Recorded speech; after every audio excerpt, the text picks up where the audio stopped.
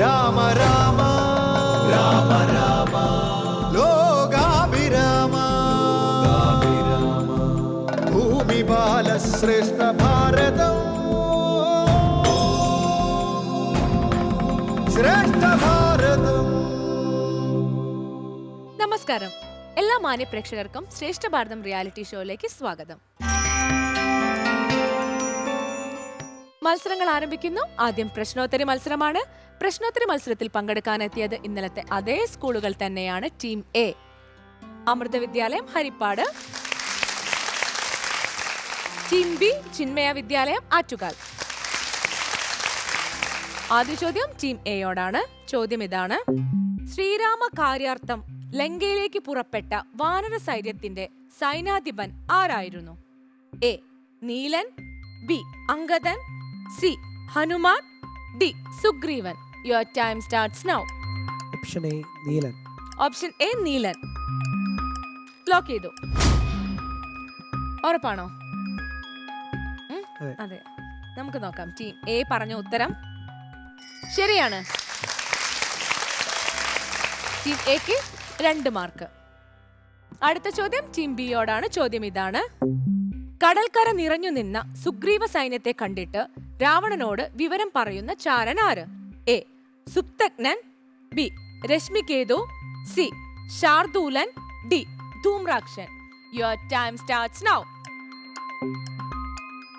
Option C Shardulan. Option C Shardulan lock ചെയ്തു. ശരിയാണെന്ന് തോന്നുന്നുണ്ടോ? തോന്നുന്നു. ഓക്കെ, നമുക്ക് നോക്കാം. ടീം ബി പറഞ്ഞ ഉത്തരം ശരിയാണ്. ടീം ബിക്ക് 2 മാർക്ക്. അടുത്ത ചോദ്യം ടീം എയോടാണ്. രാവണ നിർദ്ദേശപ്രകാരം പടനയിച്ചെത്തിയ വജ്രദംഷ്ട്രനെ നിഗ്രഹിച്ചത് ആരാണ്? A Angadan, B Vividhan, C Maindan, D Sugreevan. Your time starts now. ആരാണ്? Option A Angadan. Option A Angadan lock ചെയ്തു. നമുക്ക് നോക്കാം. ടീം എ പറഞ്ഞ ഉത്തരം ശരിയാണ്. ടീം എക്ക് 2 മാർക്ക്.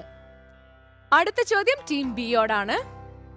ചോദ്യം ഇതാണ്: മഹാവീരനായ രാമനെയും സൈന്യത്തെയും ഒറ്റയ്ക്ക് എതിരിടാമെന്ന കുംഭകർണന്റെ വാക്കിനെ നിരുത്സാഹപ്പെടുത്തുന്ന രാവണ സദസ്യനാര്?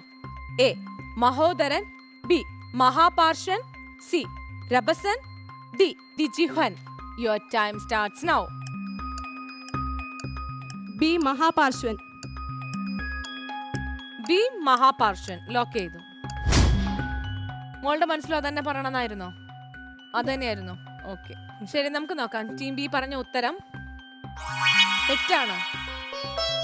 ടീം ബി ഉത്തരം പറഞ്ഞില്ല. അതുകൊണ്ട് ചോദ്യം ടീം എക്ക് കൈമാറുകയാണ്. ചോദ്യം ഇതാണ്: മഹാവീരനായ രാമനെയും സൈന്യത്തെയും ഒറ്റയ്ക്ക് എതിരിടാമെന്ന കുംഭകർണന്റെ വാക്കിനെ നിരുത്സാഹപ്പെടുത്തുന്ന രാവണ സദസ്യൻ ആരാണ്? A Mahodaran, C Rabhasan, D Dijuhan. Dijihvan. ഉറപ്പാണ്? അത് ഞാൻ ലോക്ക് ചെയ്യണോ? ലോക്ക് ചെയ്തു. അത്ര ആത്മവിശ്വാസം വേണ്ടായിരുന്നു കേട്ടോ. ഞാൻ ലോക്ക് ചെയ്തു. ഇതും വേറെ എന്തുമായിട്ടായിരുന്നു ഒരു സംശയം തോന്നിയിരുന്നത്? മഹോദരൻ. എന്നിട്ടെന്താ അത് പറഞ്ഞ ഇത് പറഞ്ഞ എന്തിനാ? കൺഫ്യൂഷൻ. ഞാൻ പറഞ്ഞു ഇത് ഇത്ര ബുദ്ധിമുട്ടുള്ള പേര് എന്തിനു വെറുതെ പറയണേന്ന്. ഓക്കെ, എനിവേ നമുക്ക് നോക്കാം. ടീം എ പറഞ്ഞ ഉത്തരം തെറ്റാണ്. ശരിക്കും മഹോദരനാണ് ഉത്തരം. നിങ്ങളുടെ ആ ഓപ്ഷൻ ആയിരുന്നു കുറെ കൂടെ നല്ലത്, അതുകൊണ്ട് അത് വിട്ടു. അടുത്ത ചോദ്യം ടീം എയോട് തന്നെയാണ്. ചോദ്യം ഇതാണ്: അദ്യ രാമസ്യ രാമത്വം പശ്യന്തു മമ സംയുഗേ. രാമരാവണ യുദ്ധത്തിനിടെ ശ്രീരാമൻ ഇവിടെ പറയുന്ന രാമന്റെ രാമത്വം എന്താണ്? എ ക്ഷത്രിയ വീര്യം, ബി അവതാര ലക്ഷ്യപൂർണത, സി മനുഷ്യത്വം, ഡി ദേവത്വം. Your time starts now. Option B അവതാര ലക്ഷ്യപൂർണത. ഓപ്ഷൻ ബി അവതാര ലക്ഷ്യപൂർണത ഞാൻ ലോക്ക് ചെയ്തു. ഊഹിച്ചതാണല്ലേ? ആണോ? ഊഹിച്ചതാണ്. അങ്ങനെയാണെങ്കിൽ ക്ഷത്രിയ വീര്യവും ദേവത്വം അല്ലേ കുറച്ചും കൂടെ അതിനൊരു ആപ്റ്റായി തോന്നണത്? രാവണവധം വരെ കഥയെത്തിച്ചത് അവതാര ലക്ഷ്യമാണ്. ആ അയോധ്യയിൽ നാരദൻ എത്തി പറയുന്നിടം തൊട്ട് പിന്നെ ആരണ്യകാണ്ഡത്തിൽ വെച്ച് സീതയെ തട്ടിക്കൊണ്ടുപോവുകയും പിന്നീട് യുദ്ധം നടത്തുന്നതൊക്കെ അവതാര ലക്ഷ്യം പൂർത്തീകരിക്കാൻ വേണ്ടിയിട്ടാണ്. അതാണ് ഞങ്ങളെ ഇങ്ങനൊരു നിഗമനത്തിലെത്തിച്ചത്. നമുക്ക് നോക്കാം. ടീം എ പറഞ്ഞ ഉത്തരം ശരിയാണ്. ടീം എക്ക് 2 മാർക്ക്. അടുത്ത ചോദ്യം ടീം ബിയോടാണ്. അവസാന ചോദ്യം. ശ്രീരാമന് ആദിത്യ ഹൃദയ മന്ത്രം ഉപദേശിക്കുന്നത് ആരാണ്? A Varunadevan, B Suryadevan, C Ashwini ദേവകൾ, D Agastya Maharshi. Your time starts now. Option D Agastya Maharshi. Option D Agastya Maharshi lock ചെയ്തു. എപ്പോഴാണ് ശ്രീരാമന് ആദിത്യ ഹൃദയ മന്ത്രം ഉപദേശിക്കുന്നത്? രാമരാവണ യുദ്ധ സമയത്ത്. ഓക്കെ. ടീം ബി പറഞ്ഞ ഉത്തരം ശരിയാണ്. ടീം ബിക്ക് 2 മാർക്ക്. ഇന്ന് എക്ക് 6 മാർക്ക്. ഇന്നലെയും ഇന്നുമായി എ നേടിയിരിക്കുന്നത് 14 മാർക്കാണ്. ചിന്മയ വിദ്യാലയം ഇന്ന് നേടിയിരിക്കുന്നത് 4 മാർക്കാണ്. ഇന്നലെ 2 മാർക്ക്. അങ്ങനെ 6 മാർക്ക്. ശ്രേഷ്ഠ ഭാരതം റിയാലിറ്റി ഷോയിലേക്ക് എല്ലാ മാന്യ പ്രേക്ഷകർക്കും ഒരിക്കൽ കൂടി സ്വാഗതം. ഇനി ആലാപന അർത്ഥവ്യാഖ്യാന മത്സരമാണ്. ഇന്നലത്തെ അതേ സ്കൂളുകൾ തന്നെയാണ് ഇന്ന് നമ്മോടൊപ്പം ഉള്ളത്. ടീം എ അമൃത വിദ്യാലയം ഹരിപ്പാട്, ടീം ബി ചിന്മയ വിദ്യാലയം ആറ്റുകാൽ. താങ്കളുടെ കാവ്യം സ്ക്രീനിൽ.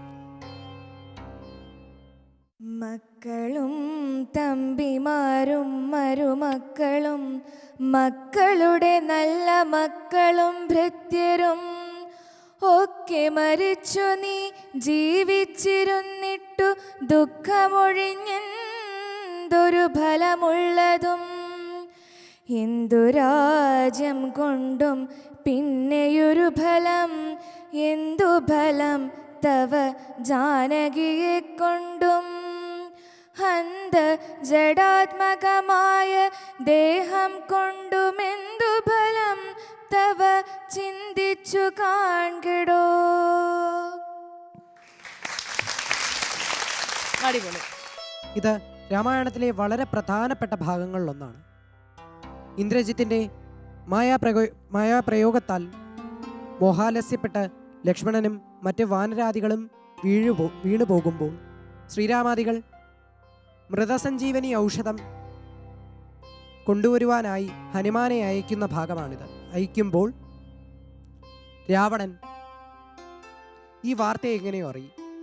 രാവണൻ തൻ്റെ മാതുലനായ കാലനേമിയെ എങ്ങനെ സമീപിക്കും, എങ്ങനെയെങ്കിലും ഹനുമാനൊന്ന് മാർഗവിഘ്നം വരുത്തണമെന്ന് പറഞ്ഞു. അങ്ങനെ രാവണൻ്റെ ആവശ്യം മനസ്സിലാക്കുന്ന കാലനേമി രാവണനോട് പറയുന്ന മറുപടിയാണിത്. അല്ലയോ രാക്ഷസമന്നവ രാവണ, നിന്റെ പ്രിയപ്പെട്ട മക്കളും സഹോദരങ്ങളും മരുമക്കളും കൊച്ചുമക്കളും നല്ല ഭൃത്യരും ഉറ്റ ബന്ധുമിത്രാദികളും ഒക്കെ മരിച്ചു കഴിഞ്ഞ് നീ മാത്രം ജീവിച്ചിരുന്നിട്ട് എന്താണ് ഫലമുള്ളത്? പിന്നെ നീ ശ്രീരാമനിൽ നിന്ന് ബലമായി അപഹരിച്ചു കൊണ്ടുവന്ന വൈദേഹിയെ കൊണ്ടെന്താണ് ഫലം? ജഡാത്മകമായ ചത്തതിനൊക്കുമേ ജീവിച്ചിരിക്കലും എന്ന അവസ്ഥയിലുള്ള നിന്റെ ഈ ശരീരം കൊണ്ടെന്താണ് ഫലമുള്ളത്? ഇതെല്ലാം ഒന്ന് ചിന്തിച്ചു നോക്കൂ രാക്ഷസമന്നവ. എന്നിട്ട് ഞാൻ പറഞ്ഞത് ശരിയാണെന്ന് നിനക്ക് ബോധ്യമുണ്ടെങ്കിൽ സീതാദേവിയെ ശ്രീരാമചന്ദ്രന് തിരികെ നൽകൂ. ധർമ്മത്തിൻ്റെ പാതയിൽ സഞ്ചരിക്കൂ. ശ്രീരാമചന്ദ്രൻ്റെ പാതാരവിന്ദങ്ങളിൽ അഭയം തേടൂ. യഥാർത്ഥത്തിൽ ഇവിടെ കാലനേമി രാവണന് ഒരു വീണ്ടുവിചാരത്തിനുള്ള അവസരമാണ് ഒരുക്കുന്നത്. പക്ഷേ അഹന്തയാൽ അന്ധമായിരുന്ന രാവണന്റെ മനസ്സ് അതൊന്നും സ്വീകരിച്ചില്ല എന്ന് മാത്രമല്ല, ഈ ഉപദേശങ്ങളെയെല്ലാം തട്ടിത്തെറിപ്പിക്കുകയും ചെയ്തു. യുദ്ധം ഉണ്ടാക്കുന്ന വൻ നാശനഷ്ടങ്ങളെപ്പറ്റിയും വിപത്തുകളെപ്പറ്റിയും കവി ഈ വരികളിൽ വ്യക്തമാക്കാൻ ശ്രമിക്കുന്നുണ്ട്. ഇരുപക്ഷങ്ങളിലും യുദ്ധങ്ങൾ വിതയ്ക്കുന്ന നാശനഷ്ടം വളരെ വലുതാണ്. എത്രയെത്ര നിരപരാധികളുടെ ജീവനാണ് ഒരു യുദ്ധത്തിൽ തുടർന്ന് പൊലിഞ്ഞു പോകുന്നത്. ആധുനിക യുഗത്തിൽ അതിർത്തികൾക്കും ആയുധങ്ങൾക്കും രാജ്യങ്ങൾക്കും വേണ്ടി വെറുതെ യുദ്ധങ്ങൾ അഴിച്ചുവിടുമ്പോൾ നാം രാമായണത്തിൽ എഴുത്തച്ഛൻ പറഞ്ഞു തന്ന ഈ മഹത്തായ ഉപദേശം ശിരസാൽ വഹിക്കണം. നന്ദി, നമസ്കാരം. ഗോപാലകൃഷ്ണൻ സർ, വളരെ വളരെ നന്നായിരുന്നു. ഇയാളിത് ആലപിച്ചത് അടിപൊളിയായി. അടിപൊളി എന്ന് പറയില്ലേ, ഞാൻ എപ്പോഴും ആലോചിക്കാറുള്ള ഋഷികേശിലും ഹരിദ്വാറിലും ഞാൻ പോകുമ്പോൾ ഗംഗ ഒഴുകുമ്പോൾ ഉച്ചയ്ക്ക് റിപ്പിൾസ് ഉണ്ടാവും. ഞാൻ നേരത്തെയും പറഞ്ഞു ഒരാളോട്, ആ റിപ്പിൾസ് ആ ചെറിയ തരംഗങ്ങളെ പോലെ താനത് മനോഹരമായിട്ട് അത് ആലപിച്ചു. അർത്ഥവ്യാഖ്യാനങ്ങൾ നന്നായിരുന്നു. Very good. നമുക്ക് മാർക്സിലോട്ട് കിടക്കാം. Sreekumar sir. 8 out of 10. Gopalakrishnan sir. കുറവുകൾ ചൂണ്ടിക്കാണിക്കുമ്പോൾ അത് സ്വീകരിച്ച് അടുത്ത സ്റ്റെപ്പിലേക്ക് മുമ്പോട്ട് പോകുന്നതിനെയാണ് പുരോഗമനം എന്ന് പറയുക. പുരോഗമനം. 8 തന്നെ ഞാനും നിങ്ങൾ. ഇന്ന് ആധുനിക കോർപ്പറേറ്റ് രംഗത്ത് പോലും ഏറ്റവും യൂസ് ചെയ്യപ്പെടുന്ന ഒരു വാക്കാണ് ലേണബിലിറ്റി. ആ ലേണബിലിറ്റിയും അഡാപ്റ്റബിലിറ്റിയാണ്. കാരണം നമുക്ക് എല്ലാവർക്കും എല്ലാ സ്കില്ലും എന്നും ഉണ്ടാവില്ല. അപ്പോൾ ആ സ്കില്ലുകൾ പഠിക്കാനും സാർ നേരത്തെ പറഞ്ഞ പോലെ ചൂണ്ടിക്കാണിക്കുന്നത് ക്വിക്ക് ലേണർ ആകാനും കഴിയുന്നത്. ആ ക്വിക്ക് ലേൺ നിങ്ങൾ ഇന്നലത്തെ നിന്നേക്ക് ചെയ്തു. 8 out of 10. ഇന്ന് അമൃത വിദ്യാലയം നേടിയിരിക്കുന്നത് 24 മാർക്കാണ്. അടുത്ത കാവ്യം ടീം ബിയുടേതാണ്. താങ്കളുടെ കാവ്യം സ്ക്രീനിൽ. നല്ലതും തീയതും താനറിയാതവൻ നല്ലതറിഞ്ഞു ചൊല്ലുന്നവർ ചൊല്ലുകൾ നല്ലവണ്ണം കേട്ടുകൊള്ളുകിലും നന്നതല്ലാതവർക്കുണ്ടോ നല്ലതുണ്ടാകുന്നു നന്നതല്ലാതവർക്കുണ്ടോ നല്ലതുണ്ടാകുന്നു സീതയെ രാമനു നൽകുക എന്നിങ്ങനെ സോദരൻ ചൊന്നാൻ അതിന്നു കോപിച്ചു നീ ആട്ടിക്കളഞ്ഞതു നന്നു നന്നോർത്തു കാൺ നാട്ടിൽ നിന്നാശു വാങ്ങി ഗുണമൊക്കവേ കാൺ നാട്ടിൽ നിന്നാശു വാങ്ങി ഗുണമൊക്കവേ. ആശയം. രാമരാവണ യുദ്ധത്തിൽ പരാജയം മുന്നിൽ കണ്ടു ഭയന്ന രാവണൻ കുംഭകർണനെ സമീപിക്കുകയും സഹായം അഭ്യർത്ഥിക്കുകയും ചെയ്യുന്നു. അന്നേരം കുംഭകർണൻ രാവണനോട് ഇപ്രകാരം പറയുന്നു: നല്ലതും ചീത്തയും തിരിച്ചറിയാൻ കഴിയാത്ത ഒരാളോട് നല്ലവനായ ഒരാൾ നല്ലത് പറഞ്ഞു കൊടുക്കുകയും തിരിച്ചറിവില്ലാത്ത വ്യക്തി അത് നല്ലതുപോലെ കേൾക്കുകയും ചെയ്താൽ അയാളുടെ ജീവിതത്തിൽ നല്ലതുണ്ടാകണമെന്നില്ല. സീതയെ രാമന് നൽകുക എന്ന് സഹോദരനായ വിഭീഷണൻ അന്ന് പറഞ്ഞപ്പോൾ അദ്ദേഹത്തോട് കോപാകുലനായി അദ്ദേഹത്തെ രാജ്യത്ത് നിന്ന് ആട്ടിപ്പായിച്ച നീ അത് നല്ലതാണെന്നാണ് കരുതുന്നത്. എന്നാൽ നല്ലതിനെ രാജ്യത്ത് നിന്ന് ആട്ടിപ്പായിച്ചതിനാൽ രാജ്യത്തിൻ്റെയും നിന്റെയും ഭാവി അശുഭമാണെന്ന് കുംഭകർണൻ പറയുന്നു. കുംഭകർണനും വിഭീഷണനെ പോലെ തന്നെ തൻ്റെ സഹോദരനായ രാവണൻ ചെയ്ത സീതാപഹരണം എന്ന പ്രവൃത്തിയോട് വിയോജിക്കുന്നു എന്നീ വരികളിലൂടെ നമുക്ക് മനസ്സിലാക്കാം. ഒരു ലോകതത്വം പറഞ്ഞ് തൻ്റെ സഹോദരനെ നേർവഴി നടത്താൻ ശ്രമിക്കുന്ന കുംഭകർണന് ജ്യേഷ്ഠനോട് തെല്ലും അനാദരവില്ലെന്നും സൗമ്യമായാണ് സംസാരിക്കുന്നതെന്നും നമുക്ക് മനസ്സിലാക്കിയെടുക്കേണ്ടതുണ്ട്. നന്ദി. നല്ല ഭംഗിയുള്ള കണ്ണുകളല്ലേ, ഒന്ന് പൊക്കായിരുന്നു. ശ്രീകുമാർ സർ. എന്താ പറയാന്നറിയില്ല. കാരണം ഒരു പദ്യത്തെ എടുത്തിട്ട് അതിനെ എങ്ങനെ നമ്മൾ ചൊല്ലിക്കൊണ്ട് അതിനെ വ്യാഖ്യാനിക്കാം. ചൊല്ലിയപ്പോൾ നന്നതല്ലാതവർക്കുണ്ടോ, അത് വീണ്ടും റിപ്പീറ്റ് ചെയ്ത് പിന്നെ അടുത്തത് നീ ആട്ടിക്കളഞ്ഞത് നന്നു ഓർത്ത് നാട്ടിൽ, അത് കഴിഞ്ഞ് നാട്ടിൽ നിന്ന് ആശു വാങ്ങി ഗുണമൊക്കവേ. ഇങ്ങനെ അതിനെ ഒന്നുകൂടെ റിപ്പീറ്റ് ചെയ്ത് പലരും കൊടുത്തു കഴിഞ്ഞാൽ അത് മാത്രം ചൊല്ലിയിട്ടും പോകും. അപ്പോൾ മോൾ അതിനെ ഒന്നുകൂടെ അതിനെ ഒന്ന് പൊലിപ്പിച്ച് ഈ വരികളെ നമ്മുടെ മനസ്സിലേക്ക് ശരിക്കും ആഴത്തിൽ കയറ്റി നല്ലവണ്ണം അതിനെപ്പറ്റി പറയുകയും ചെയ്തു.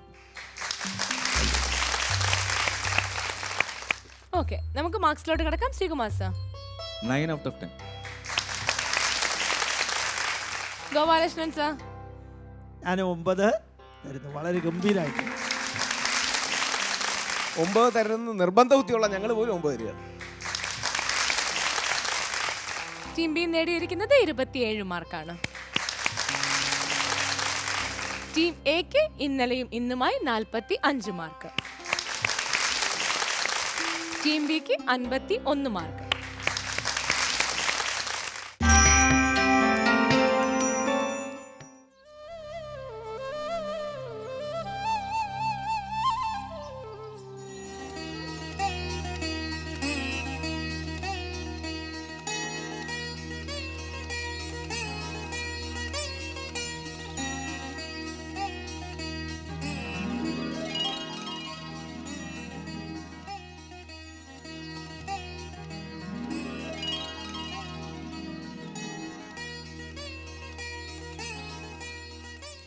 ഒടുവിൽ താങ്കൾ വന്നു. പ്രഭു, സീതാന്വേഷണത്തിന് വേണ്ടുന്ന പല കാര്യങ്ങളും ഞാൻ ഇതിനകം ആരംഭിച്ചു കഴിഞ്ഞിരിക്കുന്നു. പിന്നെ പറഞ്ഞുറപ്പിച്ച സമയത്ത് ഇവിടെ എത്തി അങ്ങയെ കാര്യങ്ങൾ ലഭിക്കുന്നതിൽ അമാന്തം നേരിട്ടു. അത് അതിക്ഷമിച്ചാലും.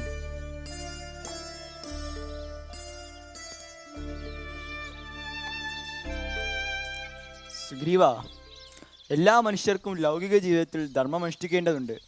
അർത്ഥകാമങ്ങൾ നേരേണ്ടതുമുണ്ട്. ആ കർമാനുഷ്ഠാനങ്ങളുടെ ആത്യന്തിക ഫലമാണ് മോക്ഷം.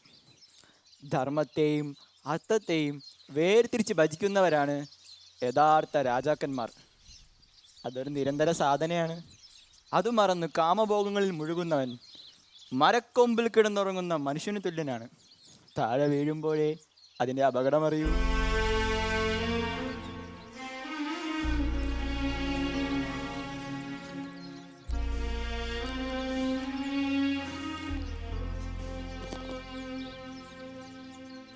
പ്രഭു, എൻ്റെ എല്ലാ ഐശ്വര്യങ്ങൾക്കും സന്തോഷങ്ങൾക്കും ആദ്യ കാരണം അവിടുന്നാണ്. അതുകൊണ്ട് തന്നെ അങ്ങയ്ക്ക് പ്രത്യുപകാരം ചെയ്യുന്നത് എൻ്റെ ജീവിതപഥമാണ്. അതിനുവേണ്ടി ഈ ഭൂമുഖത്തെ സകല വാനരന്മാരെയും നാം വരുത്തി കഴിഞ്ഞു. രാവണന്റെ കുലനാശം വരുത്തി സീതയെ വീണ്ടെടുക്കുവാൻ കരയിലാകട്ടെ, വെള്ളത്തിലാകട്ടെ, ആകാശത്തിലാകട്ടെ അവർ അങ്ങയ്ക്ക് പിന്നിലുണ്ടാവും. ഈ സന്ദർഭത്തിൽ അങ്ങയുടെ ഉപകാരം എനിക്ക് ഏറ്റവും വിലപ്പെട്ടതാണ്. അങ്ങ് സഹായിച്ചാൽ ശത്രുക്കളെ മുഴുവൻ ഞാൻ യുദ്ധത്തിൽ വധിക്കും. രാവണനെ കൂരമ്പുകൾക്കിരയാക്കും.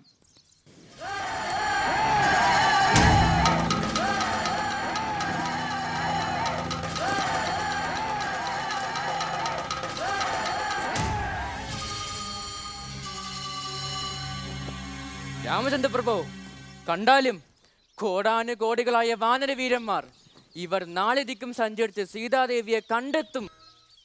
സന്തോഷമായി സുഗ്രീവ. ഈ മഹാസൈന്യത്തിനു നാഥൻ അങ്ങാണ്. അവരാദ്യം രാവണനുള്ള ദേശം കണ്ടെത്തട്ടെ, സീതാദേവിയെ കണ്ടെത്തട്ടെ. അങ്ങു തന്നെ അവർക്ക് ആജ്ഞ കൊടുത്താലും. ശരി പ്രഭു. അതാ നിൽക്കുന്നത് കിഷ്കിന്ധ്യയുടെ സേനാപതി വിനതൻ. അദ്ദേഹത്തെ ഞാൻ കിഴക്കുദിക്കിലേക്ക് അയക്കുന്നു. ഭാഗീരഥി മുതൽ ശോണ നദി വരെയും ബ്രഹ്മമാലം, മാളവം, വിപുലഗ്രാമം, വങ്കം, കേശകാര നഗരം ഇവിടെയൊക്കെ വിനതൻ നയിക്കുന്ന കവിവീരന്മാരെ അന്വേഷിക്കും. സുഗ്രീവ മഹാരാജാവേ, ജ്യേഷ്ഠത്തെ അപഹരിച്ചു കൊണ്ടുപോയത് തെക്ക് ദിക്കിലേക്കാണെന്നല്ലേ നമുക്കുള്ള വിവരം? ലക്ഷ്മണകുമാര, അത് ഉറച്ചറിവല്ല, ചില സൂചനകൾ മാത്രം. അതുകൊണ്ട് തന്നെ 4 ദിക്കുകളിലും അന്വേഷിക്കുന്നത് ഉചിതമായിരിക്കും. ലക്ഷ്മണകുമാര, ഇതാ നമ്മൾ തെക്കുദിക്കിലേക്കുള്ള അന്വേഷകരെ നിയോഗിക്കുന്നു. വായുസുതനായ ഹനുമാൻ, ബ്രഹ്മപുത്രനായ ജാംബവാൻ, ഗജൻ, ഗവാഷൻ, സുഷേണൻ, ഋഷഭൻ, മഹാരഥന്മാരായ വാനരന്മാർ അവർ തെക്കുദിക്കിലേക്ക് പുറപ്പെടും.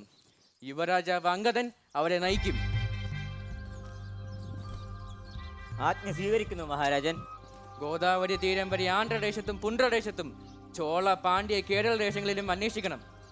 ചന്ദനുമകിലും പോകുന്ന പശ്ചിമഘട്ടത്തിലെ അയോമുഖ പർവ്വതത്തെ അന്വേഷിക്കാൻ ഒരിക്കലും വിട്ടുപോകരുത്. തീർച്ചയായും മഹാരാജൻ. പിന്നെ നിങ്ങൾക്ക് ഞാൻ 1 മാസത്തെ സമയം തരുന്നു. 1 മാസത്തിനുള്ളിൽ നിങ്ങളിൽ ആരാണോ ആദ്യം വന്ന് ഞാൻ സീതയെ കണ്ടു എന്ന് പറയുന്നത് അവർക്ക് തീർച്ചയായും ഞാൻ അനുഭവിക്കുന്നതും തുല്യമായ സുഖഭോഗങ്ങൾ ലഭിക്കുന്നതാണ്. അങ്ങനെ ഒരു വർത്തമാനം എന്നെ അറിയിക്കുന്നവനായിരിക്കും ഈ ലോകത്തിൽ വെച്ച് എനിക്ക് ഏറ്റവും പ്രിയപ്പെട്ടവൻ. അല്ലയോ ഹനുമാൻ, അത് അങ്ങ് തന്നെ ആയിരിക്കും ഞാൻ വിശ്വസിക്കട്ടെ.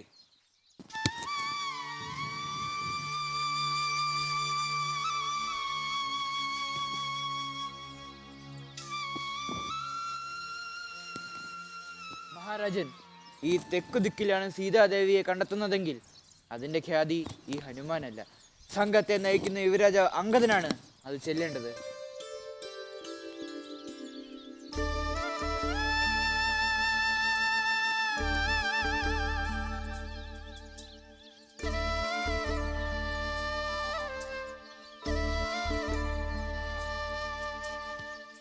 പ്രിയ ഹനുമാൻ, അങ്ങയുടെ രാജാവ് അങ്ങയിൽ ഇത്രമാത്രം വിശ്വാസം അർപ്പിക്കുന്നുവെങ്കിൽ അങ്ങ് ഏറ്റെടുത്ത കാര്യം സഫലമാവുക തന്നെ ചെയ്യും.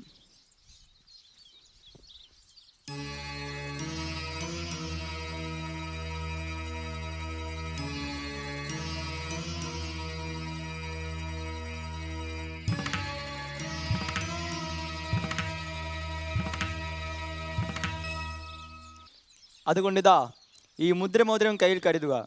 ഇതുണ്ടെങ്കിൽ ഭവാൻ എൻ്റെ ദൂതനാണെന്ന് സീത മനസ്സിലാക്കും.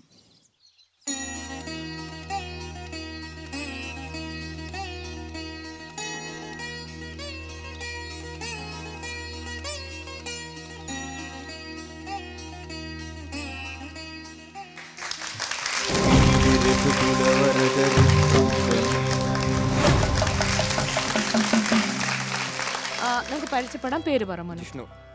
ജിഷ്ണു ഏത് ക്ലാസ്സിലാണ് ജിഷ്ണു? +1. +1. ആദിത്യ വൈശാഖൻ +1. +1. അഭിഷേക് +1. രഘുറാം 10th. രഘുറാം. ആഹാ. പ്രസീദ് +1. ഓക്കെ, നമുക്ക് ജഡ്ജസിനോട് ചോദിക്കാം. ശ്രീകുമാർ സർ. ആകെപ്പാട്ട് നന്നായിരുന്നു, വളരെ നന്നായിരുന്നു.